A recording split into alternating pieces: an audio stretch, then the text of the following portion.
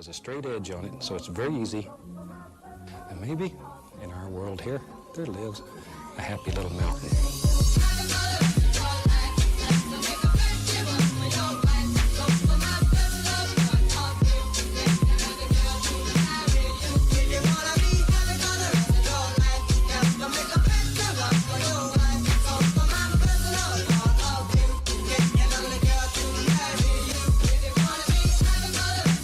Hello everyone, welcome back to my channel. If you're new here, my name is Caitlin. I upload a whole bunch of different types of videos on this channel, typically to do with like some sort of like true crime, mystery. I've started doing kind of psychological experiments, like anything to do with psychology really. Pretty much whatever you guys want me to do. So if that sounds like something you enjoy, then definitely go check out my channel because I have a whole bunch of videos on there already, and there's so many more coming up. You don't even understand like how many videos I've got planned. So today I'm back with something slightly different. This is going to be my first sort of alien related video. I've never really done an alien related video before, and I thought it'd be really interesting to talk about because I came across this information, this case, and it was just fascinating to me, and I'd love to hear what your guys' opinions are as always. So after you sort of watch the video, then definitely leave your opinions down below in the comments. So we shall just get started. So today I'm going to be talking about something called the Allagash Abductions, the Allagash 4 something along that lines. Basically there were 4 men. They decided to go on a camping trip and they had what they believed to be a UFO encounter. So the incident we're going to be talking about in this video begins in the year 1976 when, like I said, 4 men decided to go on a camping trip. They decided to go camping in something which I believe is pronounced the Allagash Wilderness in Maine. Among the 4 men that went on the camping trip were Jack and Jim Weiner, who are brothers, as well as their friends Chuck Rack and Charlie Fultz. I'm sorry if I've mispronounced any of those names. So the Allagash Wilderness was a very popular area for people of many interests. It was popular for people who went camping, hiking, there were hunters that often went there. It was kind of just like a large woodland area. It was really easy to navigate. It was really lovely sort of scenery, and it was very popular for basically just all of those types of activities. So it was very common for people to go camping in these woodland areas. So in August of 1976, these 4 men had planned on having a camping trip that they had intended on lasting for around 2 weeks in this wilderness. First day they arrived, and by night time everything was fine. They spent kind of the first night there without a hitch. Nothing went wrong. They found their camping spot, they set everything up that they'd need for the next 2 weeks, and basically the first day / night was absolutely fine. However, it was on the second night that they began to notice kind of strange occurrences that were happening all around that in retrospect seemed pretty strange, but at first they kind of put it down to things, just normal explanations. You know, especially in the wilderness you encounter a lot of strange noises and things, so they might not have necessarily thought anything too strange of it at first. But yeah, the second night was when it all started kicking off. So on the second night it was actually Jim who first noticed this large, bright, shining object in the sky above him. He just looked up, saw this bright shining object that stayed there for about half a minute before just completely vanishing. And like I said, with things like this, you know, it might not have necessarily been super strange at first, like it was kind of weird, but you cannot usually put these things down to something more of a normal explanation. Like I said, especially in like woodland areas, there are sights like noises, lights, things like that you can usually find a normal explanation for. So it didn't necessarily like send them into panic mode or anything, but it was kind of strange. And then everything seemed fine after this. They didn't really encounter anything else until 2 days after this sighting. They decided to go fishing kind of in the evening, night time, in just like a lake right near where they were camping. Like I said, it was a big woodland area. While they were out in this boat, they looked up and there was this big shining object in the sky again, like the one that Jim had seen 2 nights before. This time it was Chuck who first noticed the light and pointed it out to the others, and this was when Jim kind of said, "That is exactly like what I saw a few nights ago." I remember it being in the back of the canoe, paddling leisurely. The 2 twins were in the middle, Charlie was in the front, and I remember they were having a conversation, and I was focusing on the night and the lake and the water, and I began to feel observed. And then all of a sudden Chuck Rack, who was at the back of the canoe, said, "Holy mackerel, what the is that?" And I turned around and looked, and there was this huge bright light The men made a point of noting that it was so bright that it almost mimicked the sun, and Charlie took it upon himself to try and send an SOS signal towards the object, I don't really know why, don't know what they expected, but almost just to sort of see if it was something, some sort of aircraft or something, just to see if they'd get a response from it. This is when the object suddenly shot out a bright light towards them and began following them across the water. So obviously the men panicked at this point because this big bright object was coming towards them and it was moving fast and they could feel the heat on them. So they began paddling frantically back to shore. The men were kind of recalled saying that they just needed to get back to shore. They were so fearful. They just paddled as quickly as they can. And then the next thing they say they remember is all of them on the shore just kind of lying there looking up. And that was it really. The object was gone. This might not necessarily seem super strange to you, but then when you realise what kind of they realised, it is quite a chilling sort of thing to picture. So like I said, the next thing they know, they were lying on the shore and the light was gone. Whatever it was not there anymore. So they figured kind of it just been like they'd made it to shore. But each of them was sort of a bit like, how did we get back? Like they don't really remember getting down into that position, like lying on the shore or anything like that. So they looked over at their campfire when they made it back to their camp. And now a campfire they'd set out, it should have lasted, like should be burning for several hours. That's why they set it up. It was such a big campfire. They knew they'd need it by the time they got back from their fishing trip, to see their camp site, because it was in darkness. There was no moon that night. It was real dark, and we didn't want to get lost. So we said, well, the thing to do is make a big fire so we can see it, and then we know which way to paddle when we want to get back to camp later. And it was quite large, but we cleared around the fire, so there was no problem. And these flames were leaping a good 3 or 4 feet up into the air.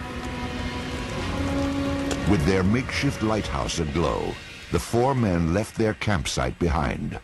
And each of the men swore they'd only been on the water for maximum 20 minutes.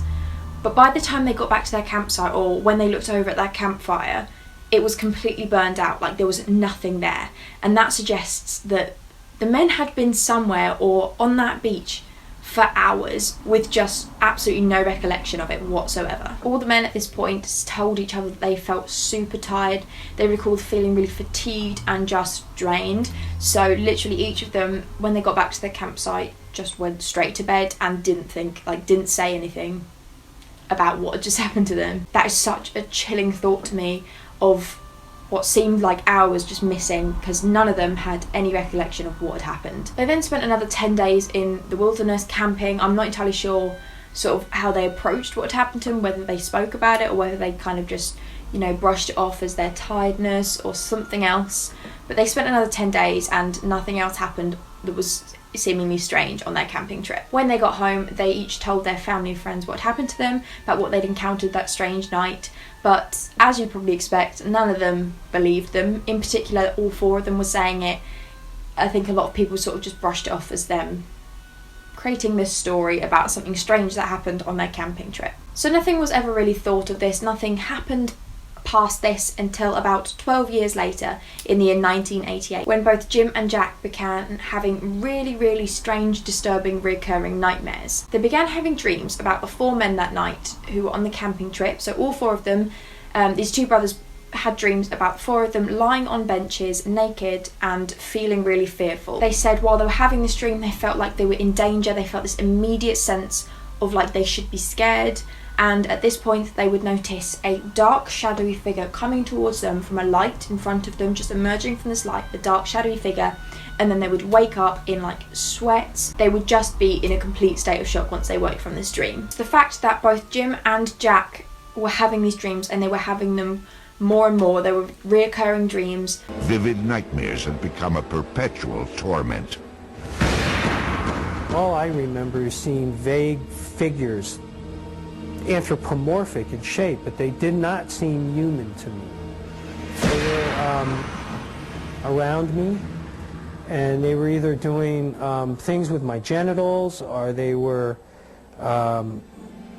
prodding me with some types of instruments. There was an extreme feeling of malevolence. I mean, I was absolutely always felt terrified in this situation. For a time, Jim kept his nightmares secret. Then he confided in his brother. Jack Wiener's reaction was totally unexpected.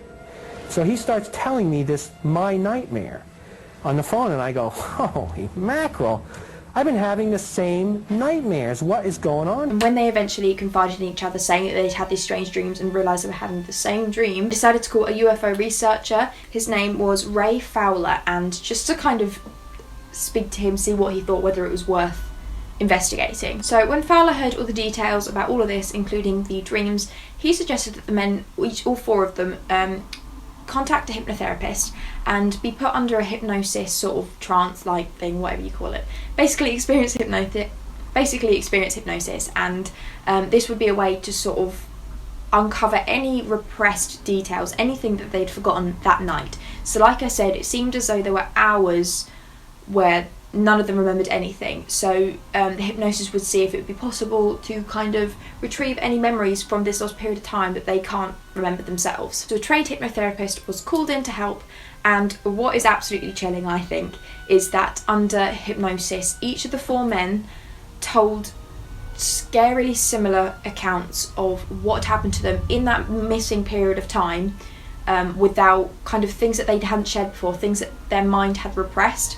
So they didn't know that each other was saying this. They didn't each know what one had said previously while under hypnosis.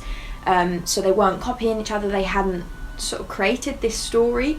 They each individually said very, very similar accounts of what had happened to them in those lost hours. So they each said that they were forced onto this big craft, like this big spaceship, I'm assuming, type thing, and they were forced to strip down naked by these beings. They each said they believed that these aliens were creating they were doing medical experiments on them, where they collected their skin samples, they collected urine, blood and semen from each of the men, and just conducting what they thought were medical experiments. I have a quote here from something that Charlie Fultz said while he was under hypnosis. So he said, "It's like a doctor's office. I get that. It's cold like a doctor's office. They put a panel over your chest, then they scrape your arms and your chest, your legs and thighs. We shouldn't be here. I just keep thinking, I want to be back in the canoe." And then I have a quote here from Chuck, who while under hypnosis was recalling an account of what he witnessed the aliens doing to Charlie. So he said, "I see some sort of device on him. They've got this looks like a silvery, it looks like it's got curves on it. It's almost like it sucks something. He's got his head tipped way back. It's almost like he's in pain, where we can't help him. All we can do is watch him." So like I said, this is just extremely chilling to me, because none of the men knew what each of them had said under hypnosis. So they were each saying this from their own memories, or repressed memories, things that they hadn't remembered in that period of time, and that is what's so spooky. Each of the men were then asked to take a polygraph test after the hypnosis, just to kind of further solidified this evidence, to make sure that they hadn't somehow managed to conduct this story, like concoct this story that they all shared, and they each passed it with flying colours, so they each were telling the truth. At least that's what the polygraph test told us. So because of the combination of what each of the men had said under hypnosis, as well as the polygraph test, them passing the polygraph test, it just seemed to support their claim. Like, obviously with any sort of UFO paranormal sighting, it will come under a lot of scrutiny, and people will be completely divided about whether they believe it or not, because, you know, some people would just put this down to them, you know, creating this hoax, you know, rehearsing this story. But then I think that there is probably some truth to this, and I think it is either that they 100% this happened to them. It is a possibility in my eyes. I'm someone who 100% believes that there is so much of our universe that we don't know about. If we are able to be here as a species, then why wouldn't there be anything else out there? So I'm someone who is quite open-minded to things like this, and obviously there will be some of you out there who are very much just anti, like don't believe it's possible. So I think it is either possible that the men 100% did experience this, or they rehearsed this and they created this hoax intentionally, or at least whether it did or didn't happen, each of the men completely and utterly believe it happened to them, whether it did or not. So something happened enough for these men to 100% believe that it happened to them. So there were many people out there, professionals mostly, who argue that everything that they said under this hypnosis, again, it could have been that they genuinely believe this happened to them, but it was all quite vague, so they didn't necessarily create like a specific timeline of what happened. They were obviously just snippets of memories, but they were vague enough to seem like they fit together when in reality they didn't really fit that well. And they also, some people also claim that the images they were providing were almost too stereotypical. There were things that you find in films and TV shows that it just makes it so likely that they created this story. But it does seem extremely unlikely that 4 people would be able to maintain this story if they made it up under hypnosis, as well as to pass a polygraph test. But it's just the fact that there's 4 of them as well. So, you know, it's happened before where one person's managed to pass a polygraph test with the story that they've made up, but 4 people managing to do it and corroborate each other's stories, I think is a really interesting thing to discuss. So let me know your thoughts below. I want to hear your opinions on it. Like I said, I'm someone who's very open, so I don't necessarily have an opinion on whether, like, I don't 100% think, oh, they're right, you know, this happened to them. I'm just very open to things, and I think this is something that could happen, especially with the evidence they provided. But then also it could quite easily be a hoax. So let me know down below what you think. I'm always fascinated. Things like this absolutely fascinate me.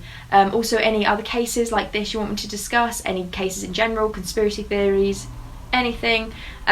So I hope you found this fascinating. I hope you found it interesting. And yeah, I will see you guys soon for another video. Bye.